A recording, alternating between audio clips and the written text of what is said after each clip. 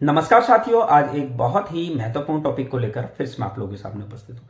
साथियों, आज का जो मेरा टॉपिक है वो उत्तराखंड के अंदर स्वास्थ्य विभाग और मेडिकल कॉलेज के लगभग 3,000 पदों पर भर्ती प्रक्रिया पूर्ण हो चुकी है। जिन लोगों का चयन होना था उनका चयन हो चुका है।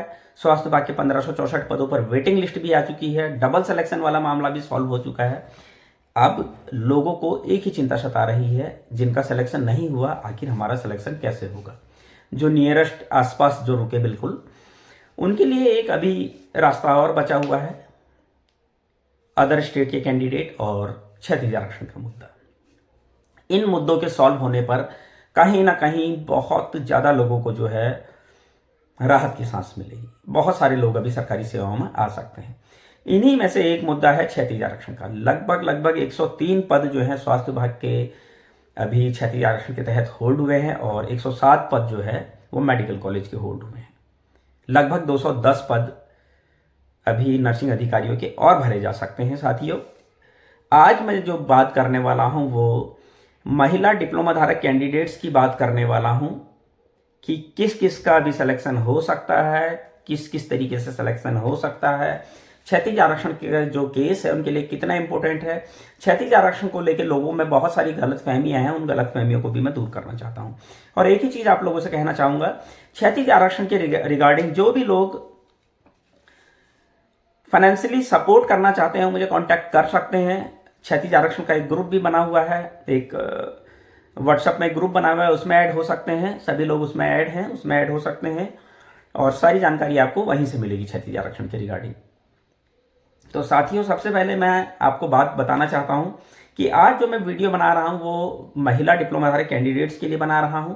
नेक्स्ट वीडियो महिला डिग्री धारक कैंडिडेट्स के लिए होगा और उसका अगला वीडियो पुरुष डिप्लोमा धारक कैंडिडेट्स के लिए होगा और उससे अगला वीडियो जो होगा वो पुरुष डिग्री धारक कैंडिडेट्स के लिए होगा। क्षैतिज आरक्षण में किसको कितना बेनिफिट मिल सकता है, कितने लोगों का सिलेक्शन अभी और हो सकता है, कैटेगरी वाइज में सारा बताने वाला हूं। कितनी सामान्य वर्ग की सीटें भरी जा सकती है, कितनी एससी की, कितनी एसटी की, कितनी ओबीसी की और कितनी ईडब्ल्यूएस की सीटें भरी जा सकती है। तो साथियों, सबसे पहले बात करते हैं इसमें महिला डिप्लोमा धारक कैंडिडेट्स की। तो साथियों, सबसे पहले हम जान लेते हैं कि क्षैतिज आरक्षण आखिर है क्या।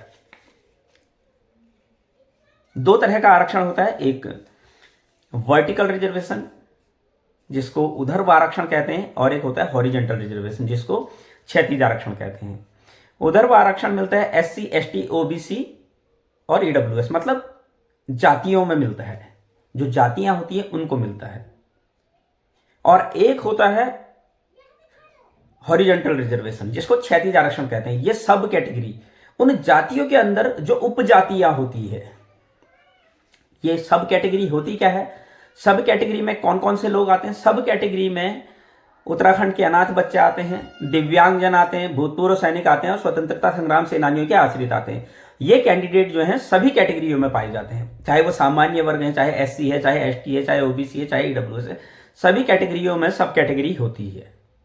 अब बात करते हैं, अगर इन पदों को सरकार ने एक नियम बनाया, सरकार ने कहा कि इन पदों पर कोई भी भर्ती में अगर इन पदों पर कैंडिडेट नहीं मिलेंगे तो इन पदों को भविष्य के लिए कैरी फॉरवर्ड कर दिया जाएगा। मतलब भविष्य में जब कभी पोस्ट आएंगी तो वहां इन पदों को मर्ज कर दिया जाएगा।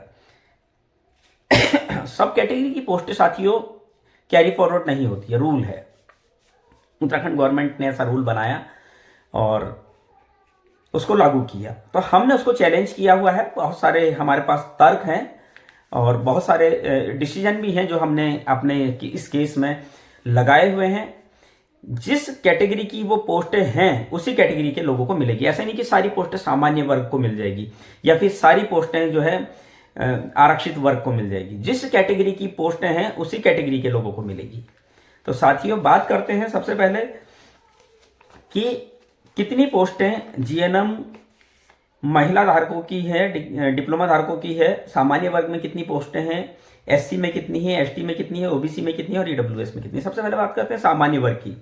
साथियों, सामान्य वर्ग में जो 1564 पद स्वास्थ्य विभाग के 1564 पदों पर भर्ती की प्रक्रिया हुई थी, उसमें 32 पद जो है क्षैतिज आरक्षण के तहत खाली रह गए थे। अच्छी खासी संख्या है 32। और इसी तरीके से मेडिकल कॉलेज में भी 32 पद रिक्त रह गए थे। टोटल हो गए 64 पद।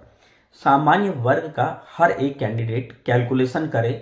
अच्छा, आप कैलकुलेशन कैसे करनी है, आप ये देखिए लास्ट सिलेक्शन सामान्य वर्ग का कहां पर हुआ, वो रोल नंबर देख लीजिए। उसके बाद से लेके आपके रोल नंबर तक कितने सिलेक्शन और हुए हैं, SC ST OBC EWS जितने भी हैं टोटल, उनको सबको गिन लीजिए।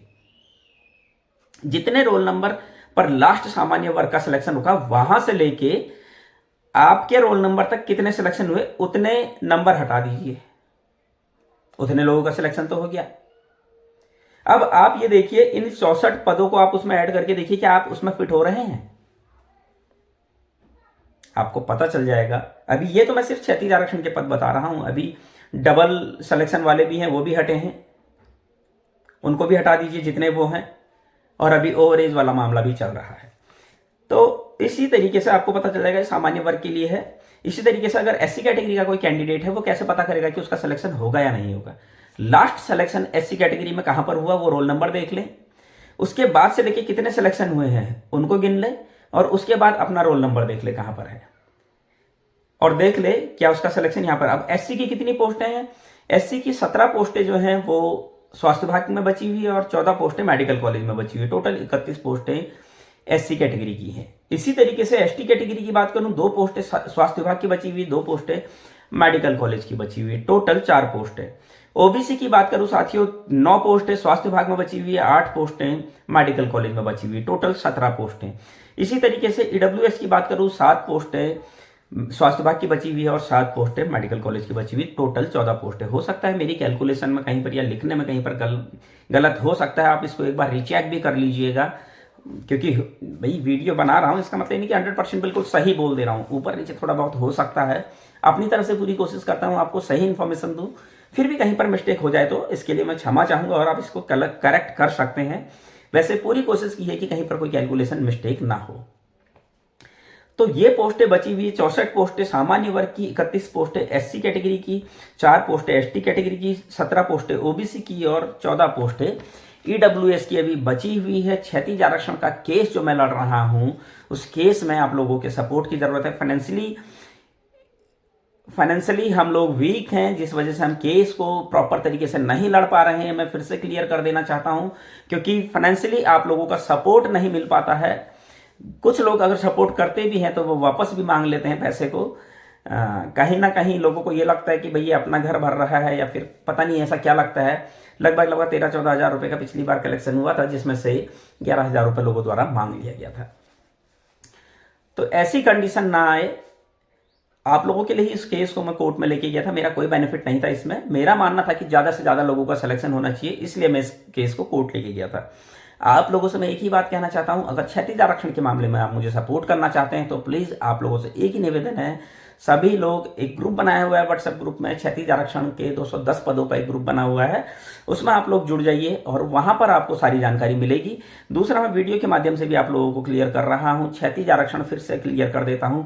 क्षैतिज आरक्षण एक ऐसा टॉपिक है जिसको हमने लड़ना है, हर हाल में इस केस को जीतना है। इससे बहुत सारे लगभग 210 लोगों का भला होना है और सभी कैटेगरीज का भला होना है। जिन लोगों को ये गलतफहमी है कि ये सीटें सिर्फ सामान्य वर्ग को मिलेगी, ऐसा नहीं है। और बहुत सारे लोगों की ये गलतफहमी है सिर्फ आरक्षित वर्ग की ये पोस्टें हैं, तो ऐसा भी नहीं है।